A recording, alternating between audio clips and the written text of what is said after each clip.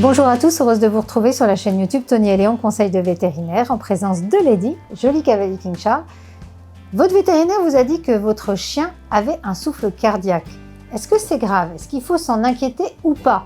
Que vous ayez un chiot ou un chien adulte, quelle est la différence? Je vous propose d'en discuter avec mon confrère, le docteur Pierre Menot, spécialiste en cardiologie au centre hospitalier vétérinaire à Quivette, à Bordeaux. Et puis surtout, si vous n'êtes pas encore abonné à la chaîne YouTube Tony et Léon, conseil de vétérinaire, faites-le dès maintenant. La chaîne est gratuite. Et puis chaque jour sur Instagram, je vous mets une photo avec un conseil santé plutôt sympa. À tout de suite.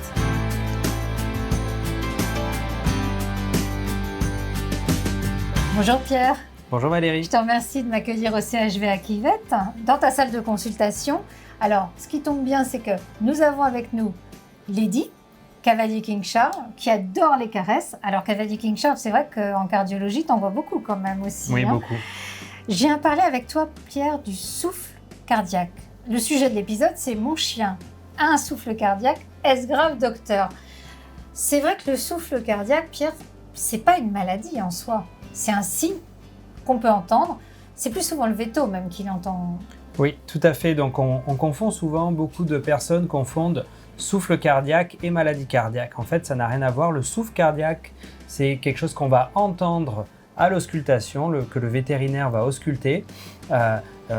Schématiquement, souvent je le mime au propriétaire. Ah mais vas-y, je t'en prie, lâche-toi, hein, tu Donc, peux. Hein. En fait, le battement cardiaque normal, il se compose de deux bruits qu'on appelle bruit B1 et B2, et donc ça fait un peu boum-ta, boum-ta. D'accord? Et quand on entend un souffle cardiaque, eh bien, l'auscultation va être différente et le vétérinaire va entendre quelque chose qui ressemble plus à un pshta, pshta, pshta.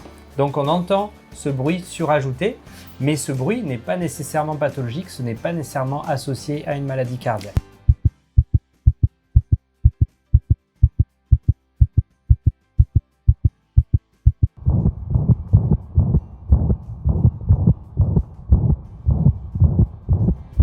Oui, donc vous l'avez bien compris, là on n'est pas dans une session rap, on est vraiment très sérieux, c'est vraiment le bruit qu'on entend avec une sorte de sifflement finalement qu'on entend à l'auscultation.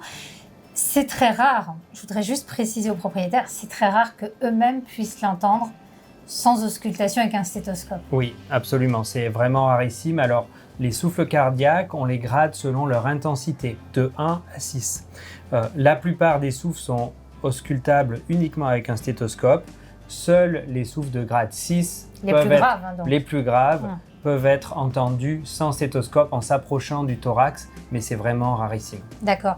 Est-ce que ça signifie, avant de parler des différents souffles, parce que le souffle cardiaque, c'est pas forcément des chiens âgés qui ont un souffle cardiaque, mais plus le souffle est intense, stade 5 ou 6, est-ce que ça veut dire qu'il est plus grave? Alors, la réponse est particulière, c'est ça dépend. Ce qu'il faut retenir, c'est que pour certaines maladies cardiaques, c'est vrai notamment pour la maladie valvulaire dégénérative chez le cavalier King Charles, plus la maladie progresse, plus le souffle est intense. Par contre, l'inverse n'est pas toujours vrai, c'est-à-dire qu'on peut avoir des maladies cardiaques relativement bénignes avec un souffle qui est fort, ça peut arriver, et également on peut avoir des maladies cardiaques assez graves avec un souffle de bas grade, voire pas de souffle du tout. Donc il faut se méfier. C'était pas une réponse de Normand, là, tu l'as bien expliqué, donc superbe.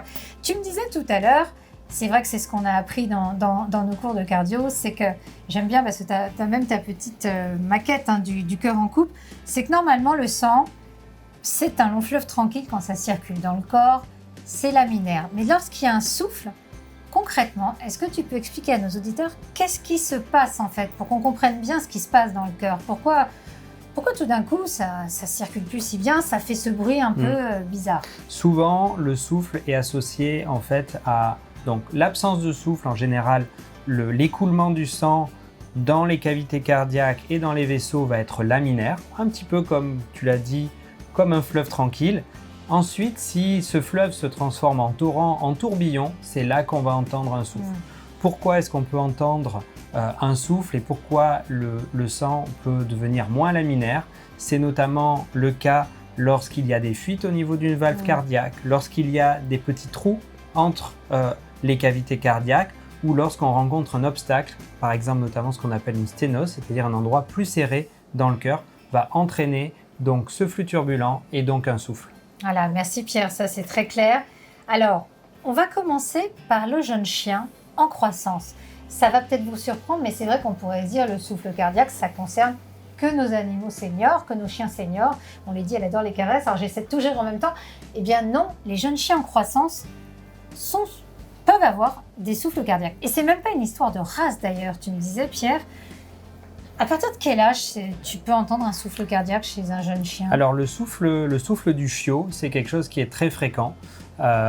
Et en fait, ça va être ausculté dès les premiers examens chez le vétérinaire, souvent vers l'âge de 2 mois. Le souffle du chiot, c'est un souffle qui est ce qu'on appelle un souffle physiologique, ou qu'on appelle également souffle innocent, c'est-à-dire qui n'est pas associé à une maladie cardiaque. C'est un souffle qui est souvent lié, on pense, à un taux de globules rouges, un niveau de globules rouges qui est un petit peu plus bas chez les chiots et qui va, avec la croissance, augmenter. Et donc, ce sont des souffles qui ont tendance à disparaître vers l'âge de 5 mois. Ce qui est important pour les souffles du chiot, c'est de retenir que ce sont des souffles de bas grade. Les souffles sont classés de 1 à 6, comme on l'a dit, et les souffles du chiot sont souvent des souffles qui sont d'intensité entre 1 et 3 sur 6 maximum. Voilà, donc ils disparaissent seuls. Pas besoin de traitement. Non. Une surveillance quand même que tu conseilles aux propriétaires Surveillance, du chiot? c'est très importante.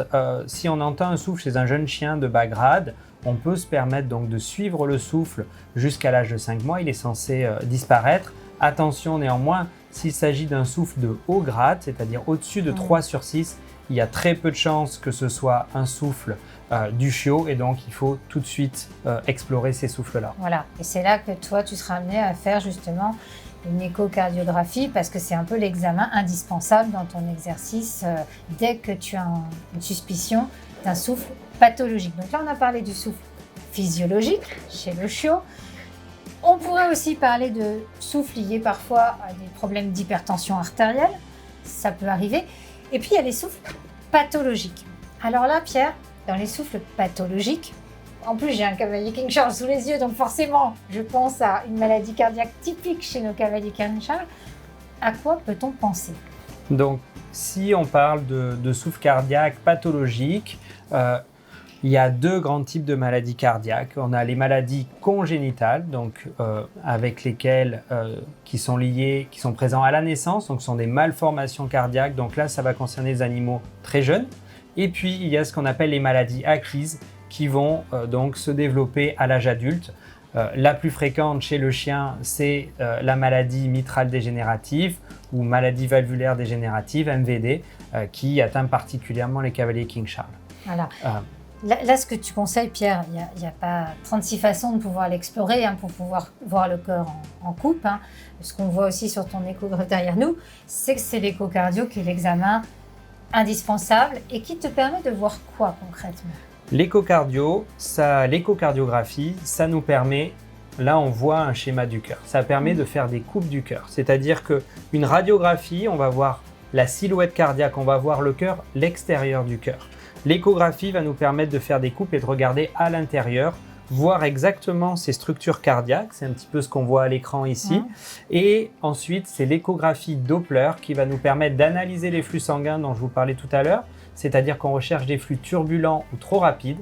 Et l'écho-Doppler, notamment le Doppler couleur, va nous permettre de détecter par le biais de couleurs. On sait qu'il y a des couleurs rouges et bleues qui nous donnent finalement la direction du sang.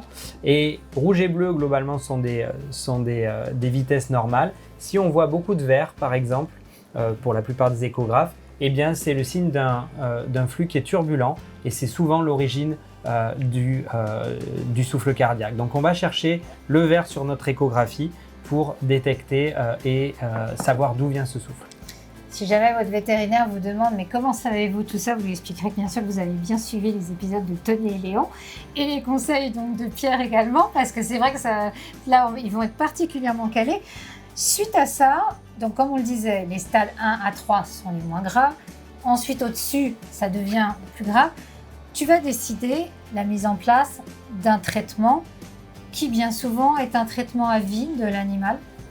Alors en fait, tout va dépendre évidemment de la maladie cardiaque qui va être diagnostiquée et de son stade. Donc c'est complètement dépendant de ça. Donc finalement, le souffle cardiaque, on ne traite pas un souffle cardiaque, on traite une maladie cardiaque qui va être diagnostiquée donc, par échocardiographie. D'où l'importance en fait de faire cet examen qui finalement est fait en consultation annuelle de l'animal. De toute façon, on ausculte toujours sur le plan cardiaque un animal quand il vient nous voir, même pour un rappel de vaccin.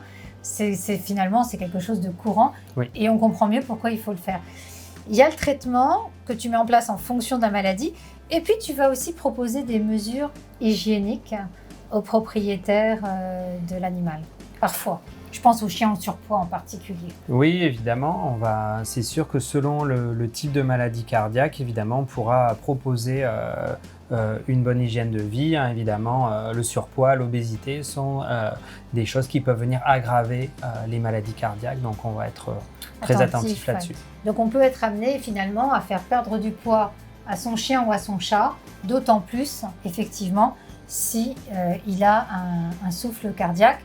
On a parlé aussi, Pierre, dans un précédent épisode qu'on a tourné ensemble, de l'importance de savoir mesurer la fréquence respiratoire chez son chien ou chez son chat aussi. Je vous invite à revoir l'épisode, d'ailleurs, qui est sur la chaîne. Juste en 2 mots, Pierre, la fréquence respiratoire, c'est un signe ultra important pour savoir si mon animal cardiaque décompense. Oui, absolument. C'est-à-dire que autant le souffle cardiaque va être ausculté par le vétérinaire et on va dire le suivi de la fréquence cardiaque ou de l'auscultation ne peut pas vraiment être fait par le propriétaire. Autant le suivi de la fréquence respiratoire, lui, peut être réalisé par le propriétaire de l'animal. Et en fait, les maladies cardiaques, souvent, se manifestent par des troubles respiratoires. Donc, c'est pour ça que, on en parle dans l'autre épisode, eh bien, le suivi de la fréquence respiratoire est primordial lors de maladies cardiaques parce que beaucoup de ces maladies cardiaques sont des maladies du cœur gauche. Le cœur gauche est connecté au poumon et les animaux qui décompensent de la maladie cardiaque vont développer de l'œdème pulmonaire et des difficultés respiratoires. Pierre, à quelle fréquence réalises-tu ce contrôle finalement justement du cœur du chien? Alors en fait, le contrôle du souffle cardiaque finalement va dépendre de la maladie sous-jacente qui aura expliqué finalement ce souffle. Si le souffle cardiaque est un souffle physiologique, eh bien on n'aura pas besoin de le recontrôler. Par contre, s'il est associé à une maladie cardiaque, eh bien la fréquence de contrôle va dépendre de l'état d'avancement de cette maladie. Je te remercie beaucoup, Pierre, pour tous tes conseils. J'espère que cet épisode vous aura été utile, en tout cas vous aura permis aussi de dédramatiser, en particulier si vous avez justement votre vétérinaire qui vous a parlé d'un souffle cardiaque chez votre chien, qu'il soit jeune ou qu'il soit âgé, vous aurez mieux compris en fait le fait qu'il y a un stade de souffle cardiaque qui va permettre aussi après derrière de savoir quel traitement mettre en place et puis la fréquence de contrôle, comme tu le disais, Pierre. Chez le chiot, eh bien demandez aussi à votre vétérinaire à quel stade se trouve votre chiot. En tout cas, si vous avez aimé, eh bien n'hésitez pas à liker, partager, abonnez-vous évidemment. Et puis surtout, suivez-nous sur la chaîne YouTube Tony et Léon, conseil de vétérinaire. À très bientôt. Merci Pierre, au revoir. Au revoir.